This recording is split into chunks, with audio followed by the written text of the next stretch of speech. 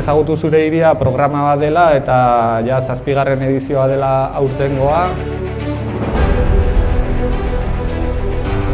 Hondarribiri buruz, Hondarribiko ondareari buruz, bai lurrez, zeruz eta itsasoz burutu ditugu